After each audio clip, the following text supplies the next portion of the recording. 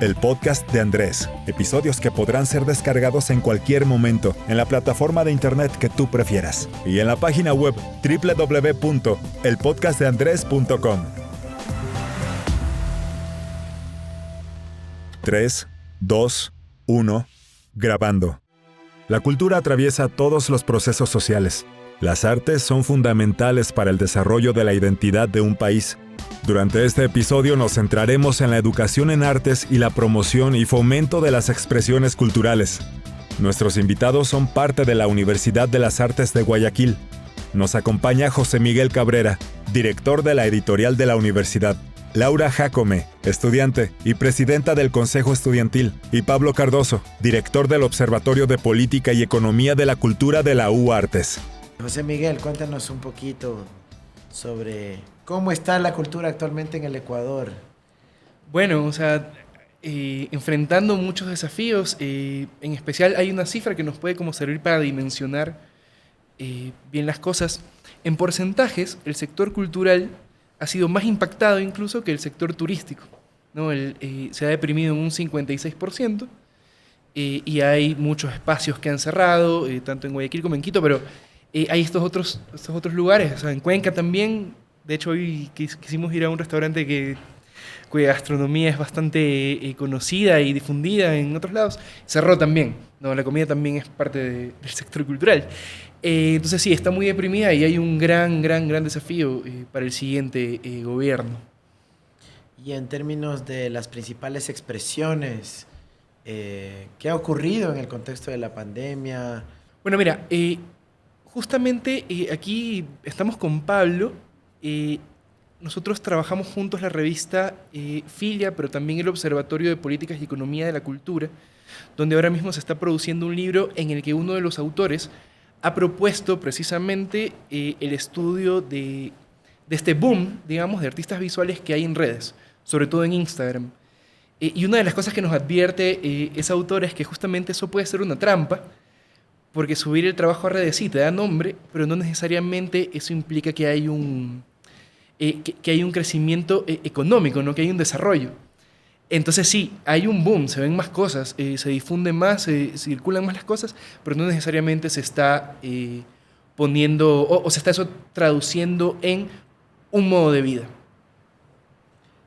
Pablo, ha mencionado José Miguel el observatorio.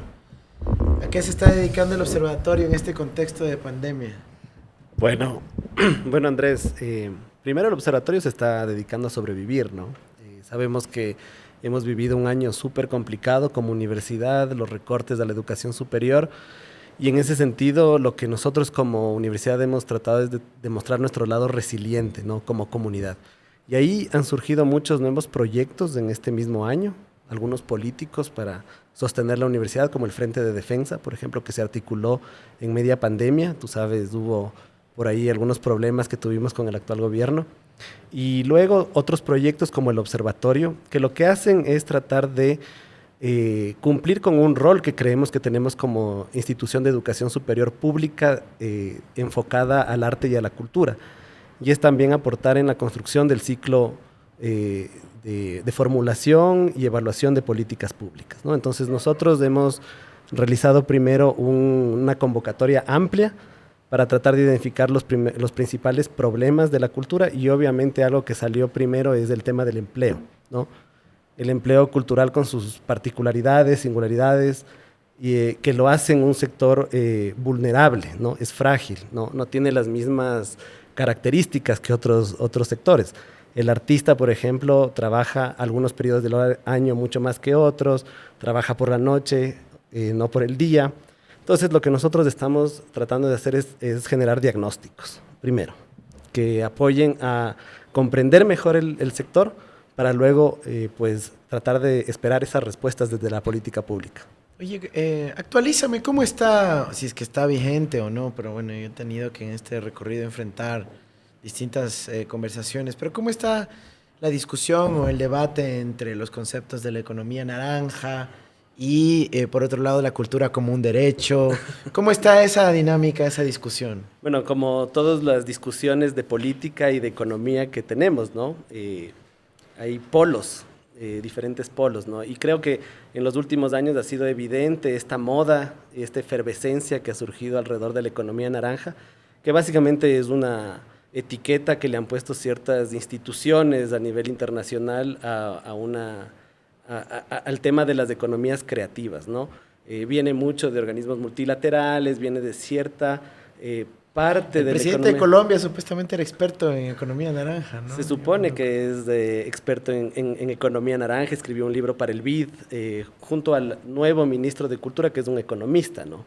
Y claro, esta rama de entender las economías creativas está enclavada en lo que es la moda del emprendimiento, ¿no? O sea, nosotros vemos, por ejemplo, que se ha hablado mucho de emprendimiento en esta campaña y nosotros quisiéramos saber qué es emprendimiento, ¿no? Porque mucha gente lo puede entender de una manera o de otra y sabemos muy bien que la moda del emprendimiento puede tener velado un tema de precariedad, ¿no?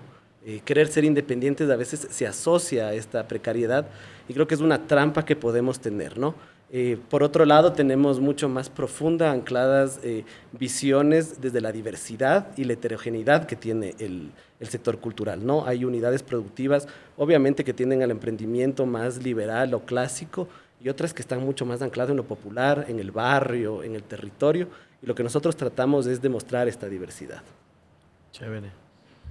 Laura, cuéntanos cómo está la UARTES en estos momentos, cómo está influyendo o cómo ha influido la Universidad de las Artes en el resto del sistema educativo nacional, tanto a nivel de la educación primaria y secundaria y en el resto de instituciones de educación superior. ¿Cuál ha sido tu lectura? ¿Cómo es tu experiencia en ese aspecto?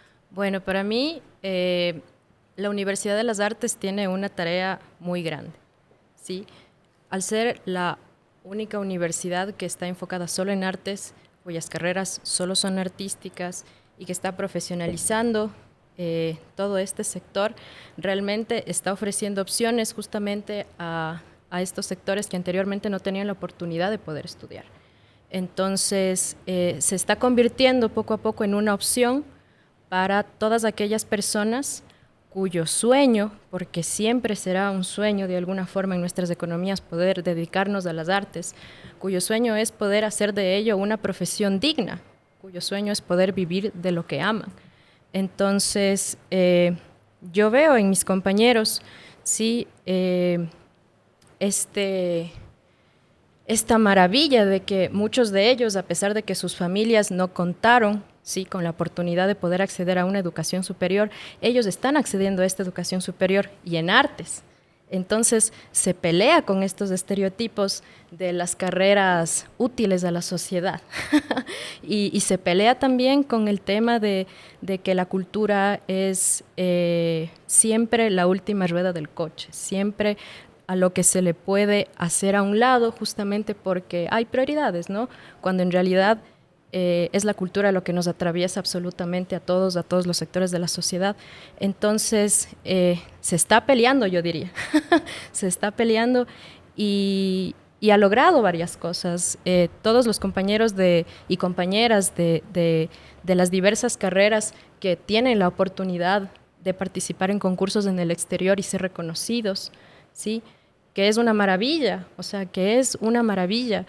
El poder contar con estos docentes que, claro, en su época, al no tener la oportunidad de formarse aquí, tuvieron que salir al exterior también buscando los medios, porque realmente no los ha habido, y que nosotros tengamos esa oportunidad de nutrirnos de ese conocimiento y esa experiencia, y que estemos creando un sector cultural aquí profesional, ¿sí? Que también empodere al sector artesanal, es maravilloso, o sea, y que a partir de ahí estemos justamente luchando toda esta cuestión de qué significa ser un artista profesional en el país, a qué nos enfrentamos, y abrir los ojos acerca de que eso es algo que está enterito por trabajar. Y un par de preguntas ahí. Yo recuerdo una de mis experiencias, ¿qué te diría? Como más reveladoras de lo que ocurría cuando se creaba la Universidad de las Artes, era que muchos jóvenes que venían de distintas provincias del Ecuador Sí. se Sí. reencontraban y decían, wow, es la primera vez que tenemos un espacio para gente como yo, que yo en mi cantón, en mi provincia, éramos poquitos y aquí somos bastantes y Exactamente. nos reencontramos. Exactamente. Esa sensación de comunidad. Sí. Esa sensación de que no somos pocos, o sea, que habemos realmente muchos quienes estamos en esta búsqueda, quienes... Y ese espíritu sigue permanente ahí. Claro, Sí. el espíritu artístico es completamente resiliente. Una de las cosas que comentábamos con los chicos hace un momento era que en este contexto que ha sido tan difícil, se han visto cosas terribles y hemos tenido pérdidas de todos los tipos y ha sido realmente muy doloroso y de mucha transformación. Pero también está el tema de que el sector cultural y el sector artístico está acostumbrado a atravesar crisis. O sea, Claro. y en ese contexto y en este y en muchos otros que han habido de diversas índoles, siempre estamos emprendiendo y con lo que emprender implica en un tema de precariedad, ¿no? Siempre estamos emprendiendo y siempre muy conscientes de que tenemos que buscarnos los proyectos y hacerlos y llevarlos a cabo. Entonces, estuvimos muy impactados, claro, pero siempre buscando las maneras de crear. Oye, y el grupo de estudiantes de la Universidad de las Artes, ¿hay gente que se transfiere de otras universidades para ir a la Universidad de las Artes? Claro que sí. Sí, hay Claro ese que caso. sí. Hay estudiantes que de universidades privadas han visto el pensum, han visto la formación profesional de los docentes, han visto el tema de los espacios y todo este tipo de cosas y sobre todo la diversidad que ofrece. Y se han cambiado de carrera. Nosotros tenemos, por ejemplo, hablando específicamente de literatura, es la única universidad que ofrece literatura realmente. Es la única. Y eso me decía un compañero que estuvo en algunas universidades buscando poder dedicarse a ello. Entonces decía, esta es la única universidad que me ha ofrecido realmente esta carrera. Entonces decimos, sí, la universidad está trabajando bastante en eso y como que tratando de brindar todo lo que tiene a su disposición para competir con las universidades que en este momento tendrán obviamente mucho más presupuesto, que en este momento tendrán tal vez alumnos muy Solo pudientes. en este momento, porque ya desde el 24 de mayo así, vuelve el presupuesto para la universidad pública. Ojalá, en eso estamos.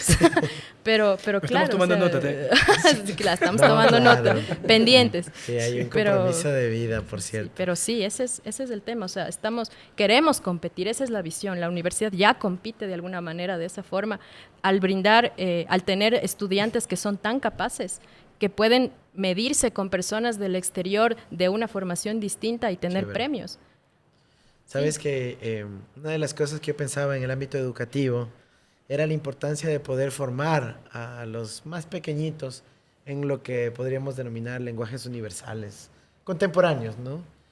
Y claro, ahí estaban, bueno, el aprendizaje del idioma inglés, el aprendizaje de lo que ahora son los lenguajes informáticos en el contexto que vivimos, pero también en el lenguaje de la música. Tú como licenciada en artes sonoras, En formación.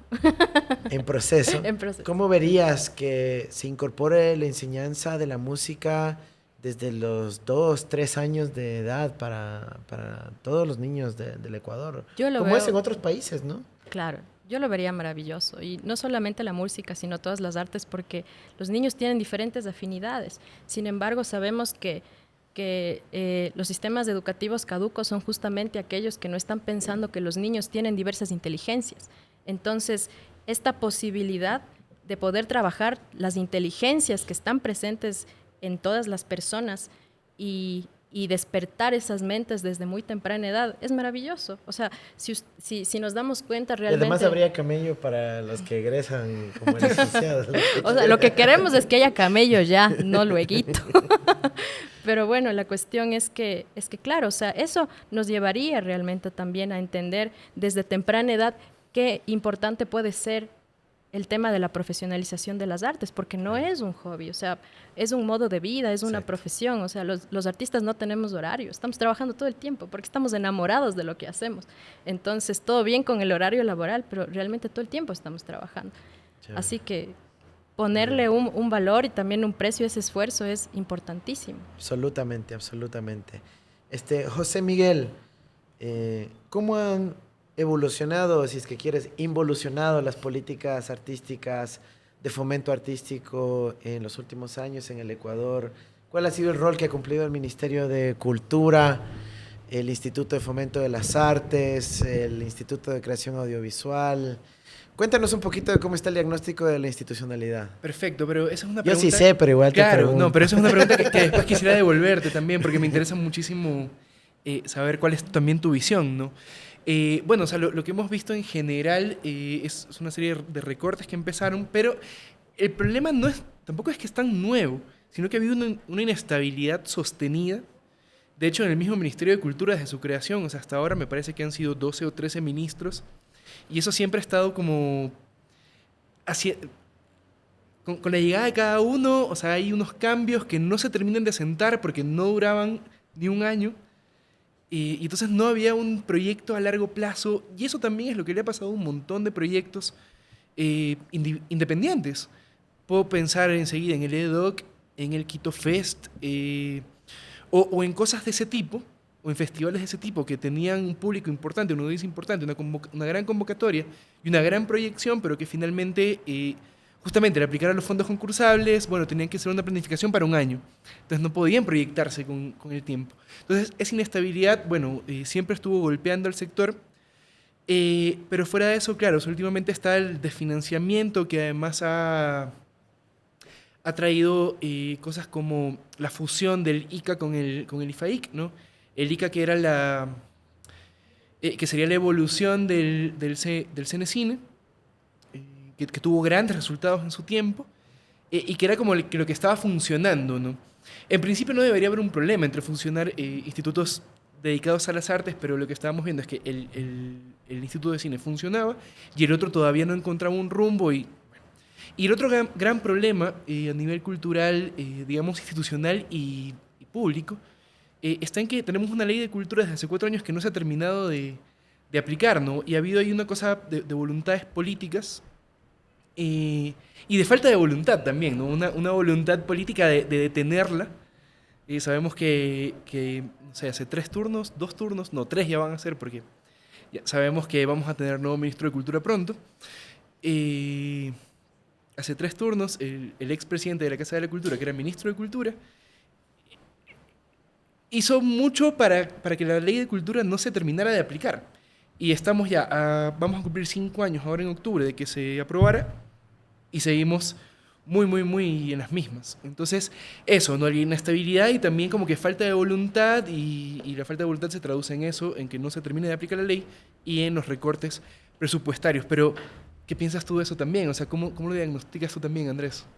Sí, o sea, a mí me parece grave, ¿no? Porque luchamos tanto para lograr que esa ley de cultura se apruebe, que tenía un marco institucional sólido, amplio, que permitía democratizar la cultura, modernizarla en algunos aspectos, y sin embargo su avance fue muy lento, ¿no? Hace muy poco se establecieron algunos elementos que habían que avanzar, como los incentivos tributarios y demás, pero creo que si los evaluamos, tampoco es que han tenido un impacto contundente. Pero sí, o sea, necesitamos, creo yo, apalancarnos en una institución sólida en el sentido conceptual y que ha logrado avances rápidos y profundos en un poco tiempo, como es la Universidad de las Artes. Para mí yo creo que ahí está un motorcito que tenemos que impulsarla, por ejemplo, a partir de la consolidación de la idea que era que los conservatorios pues sean parte de la Universidad de las Artes, y de esa forma tener su presencia también nacional, generando vinculación con el aparato productivo, cultural, en donde vamos a empezar a ver sinergias, pero ya con esta energía más desde la formación, desde la investigación, desde el conocimiento. Por ejemplo, en la ciudad de Loja teníamos el planteamiento de construir un conglomerado, una especie, un clúster de las artes y de la cultura, en donde podemos tener el conservatorio, el teatro, la orquesta sinfónica, pero también la educación en el ámbito de la educación secundaria. Por ejemplo, el conservatorio no solo a nivel tecnológico, como lo dice la ley, sino a nivel de la educación secundaria, pero en un solo espacio físico que permite esta confluencia que se logra como por ejemplo en el campus de la universidad. Entonces, diseñaron especie de espacios físicos también que generen el desarrollo cultural, donde se integre también el componente de las industrias culturales, donde se integren los componentes de propiedad intelectual, de fomento, de crédito, de fondos de capital, de riesgo, y que no todo dependa de que, bueno, ojalá el ministerio lance los fondos concursables alguna vez en el año y que las condiciones no sean tan dirigidas, etcétera, sino que pueda haber una dinámica más propia vinculada al conocimiento, a la formación y a la transferencia de conocimiento en el mundo de las artes. Yo creo que sí se puede montar algo así, ¿no? Y en el ámbito económico vinculado a la cultura también hay grandes oportunidades vinculadas al propio sistema educativo, ¿no? Que hay como potenciar. Ahí tengo una pregunta. Mira, hay una cuestión específica que sucede con la universidad y te agradezco mucho haber tocado el tema de justamente los conservatorios y el tema de que se pueda unificar esta cuestión. Ese fue uno de los proyectos que estaban presentes, ¿no? O sea, como justamente que los conservatorios también puedan dar títulos de tercer nivel y que ya no sean solo tecnologías, tecnologados, etcétera. Pero hay al menos en Guayaquil, por el contexto de la ciudad, nosotros nos dábamos cuenta de que había esta pugna, ¿ya? Esta pugna entre tal vez el proyecto que representa la universidad, que es un proyecto universitario que tiene un modelo pedagógico distinto, que tiene una transversalidad, que tiene la intención de una formación con contexto decolonial, etcétera, etcétera, etcétera, que obviamente tú conoces, y también esta cuestión de los conservatorios que de alguna manera todavía guardan esta visión de la educación europea, que está bien. Sin embargo, ¿cómo eso choca? Porque choca el tema de la alta y la baja cultura. O sea, nosotros estamos hablando de una universidad que nos está enseñando justamente que no podemos hablar de una alta y baja cultura. Entonces, ¿cómo tomarían, por ejemplo, los conservatorios esta cuestión de la unificación? ¿Cómo podría darse esa unificación propiciando que no exista, o sea, que no se tome desde que debe primar la una sobre la otra, sino que deben coexistir? Eso es muy importante porque de alguna forma siempre los sectores que tengan acceso, obviamente, a una educación tal vez en el exterior o a una universidad privada, van a hablar irremediablemente de una alta cultura. Y nosotros aquí estamos profesionalizando a los sectores justamente que no tienen esa posibilidad. Entonces es un debate muy grande. Hay que construir y hay que partir desde la lamentable precariedad de los conservatorios ecuatorianos, que se sostienen también muchas veces por el esfuerzo de los padres de familia, de por ahí algún mecenas, del voluntarismo, y a partir de esa triste precariedad de la cual parten, buscar oportunidades de crecimiento y de sinergia y de por ahí explorar puntos de exploración, valga la redundancia, en el ámbito más conceptual, sobre qué tipo de cultura, qué tipo de arte queremos construir. Pero ahí, digamos, yo tengo mi posición, y es la de una Universidad de las Artes más protagónica del desarrollo formativo de la juventud ecuatoriana, no solo en el ámbito propio de la universidad, sino en sus, por eso te preguntaba antes, en sus redes de influencia en el resto del aparato educativo y formativo a nivel nacional. Así que yo le apuntaría por ahí, pero obviamente hay que hacerlo con respeto, con consideración de pues, instituciones de larga data que también tienen sus tradiciones, su presencia, su aporte a la sociedad, pero hay que ir pinchando, ¿no? Porque no podemos quedarnos en el pasado, hay que ir desafiando también en materia conceptual. Bueno, voy a volver al tema de los incentivos, que tú los hablaste y que los dejamos ahí un poco flotando, porque hay muchas cosas que se pueden tratar, ¿no? Y tú decías que, claro, han habido incentivos como facilidades tributarias o arancelarias que se han aplicado y que van en concordancia de la Ley de Cultura, ¿no es cierto? Pero ahí nosotros hemos hecho un diagnóstico un poco de, bueno, esta idea del Plan Ecuador Creativo, que fue lanzado en un periodo pre-pandemia como la gran solución, muy ligado a esta idea de la economía naranja. Y ahí nosotros hemos identificado que, claro, hay un problema, que los incentivos están básicamente centrados en la oferta, ¿no? O sea, hay todo para fomentar la oferta y además un tipo de oferta, que es un tipo de oferta muy ligado a lo empresarial, ¿no? Entonces ahí creemos que hay varios desafíos, ¿no? Primero, ver la demanda también, si ya estamos hablando en esta dimensión económica del mercado de la cultura, ¿no? La demanda como todo este desafío que la misma universidad contribuye a desarrollar, que es el de formación de públicos, ¿no? Cómo generar una sociedad que esté mucho más consciente en que la cultura es casi una necesidad básica, vamos a decirlo, un derecho humano.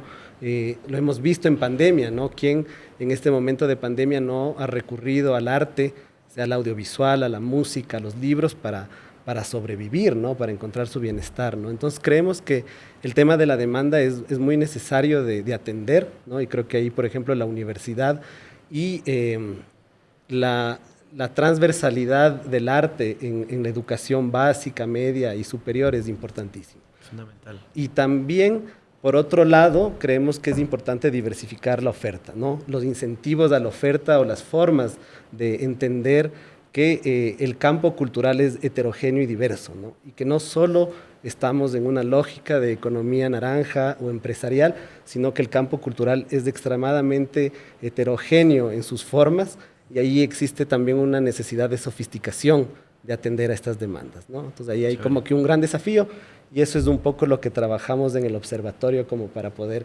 retroalimentar futuras políticas públicas. ¿Cómo podemos desplegar algo así a gran escala que permita combatir las adicciones, la violencia de los más jóvenes, como ese gran proyecto de la Orquesta Sinfónica Juvenil que vimos en América Latina, o estas grandes redes de teatros de jóvenes para involucrarles en el teatro desde pequeños, iniciativas artísticas que además sean gratuitas para los niños y sus familias, pero que les permita tener distintas formas de construir comunidad, de expresarse y de enlazarse, ¿no?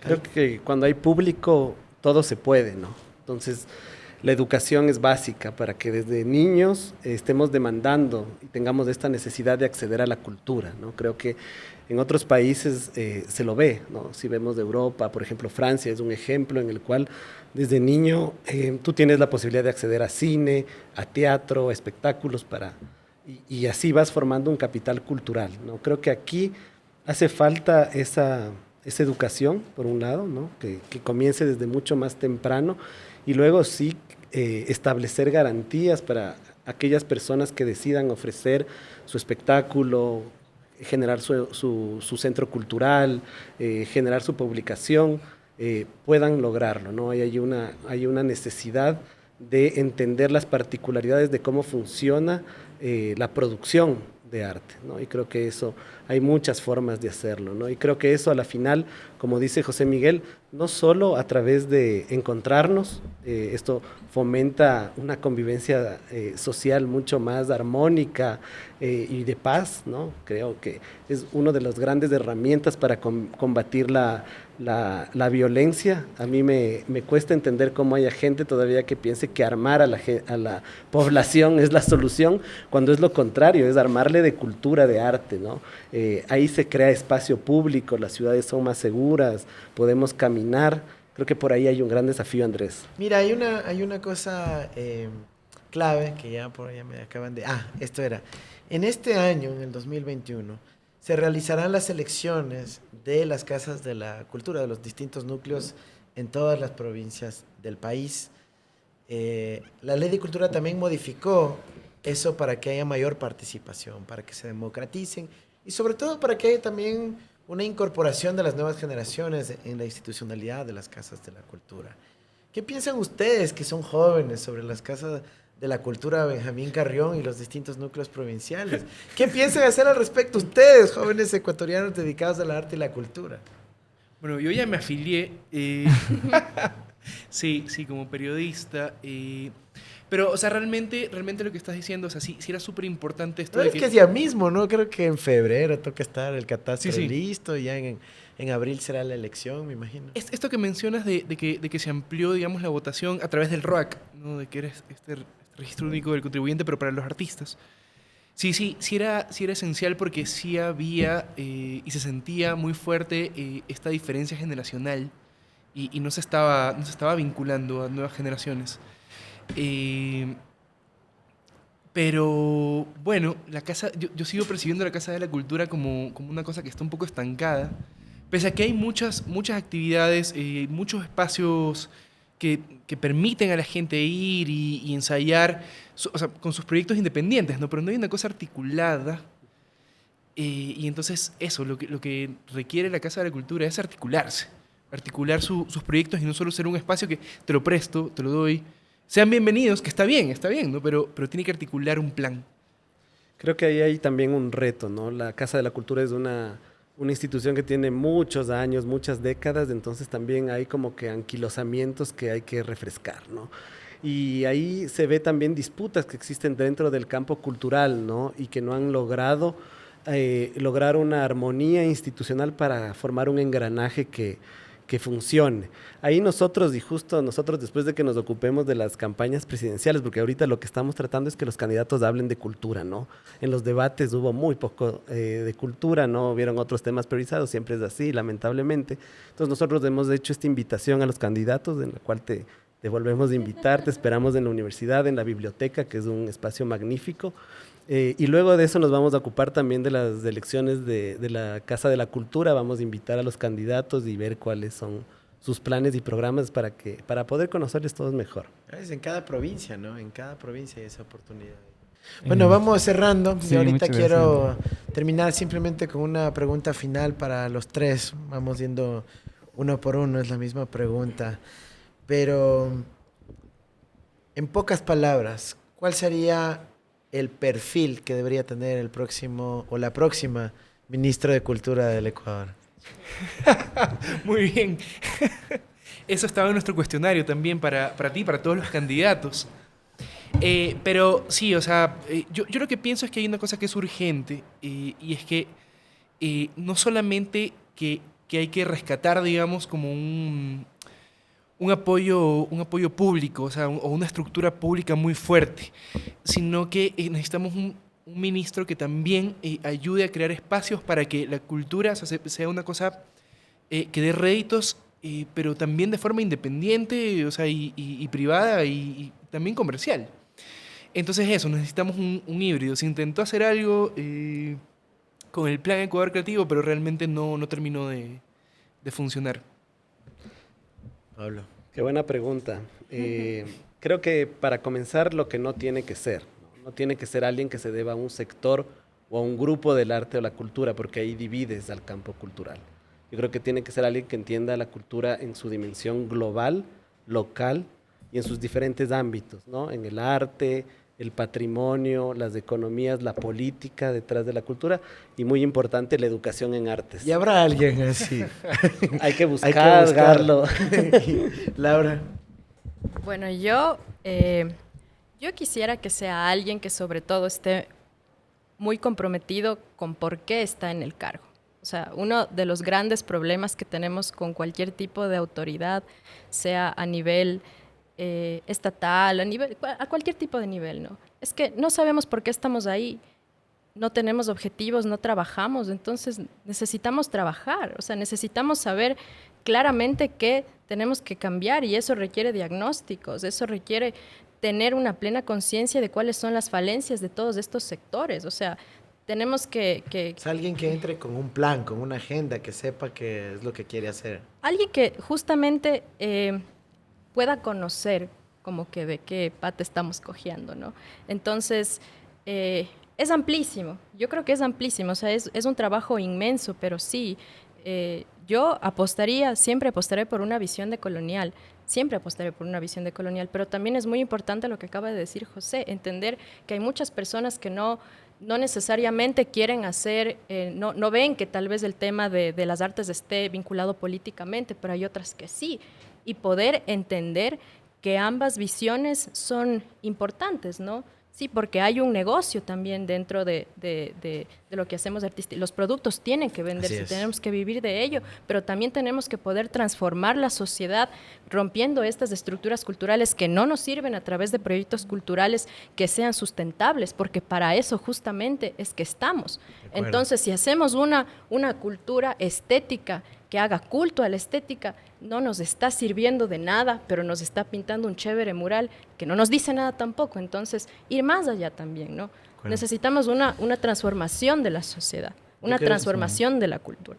Ahora, el reto creo que tenemos de aquí al 24 de mayo es organizar una gran conferencia nacional de unos buenos días, unos cuantos días de trabajo que aborde toda la temática que pueda derivar en consensos, en elementos fundamentales en la práctica legislativa, económica, reglamentaria, política pública, etcétera, etcétera, educativa, y ver qué sale de ahí para poder apuntar al futuro.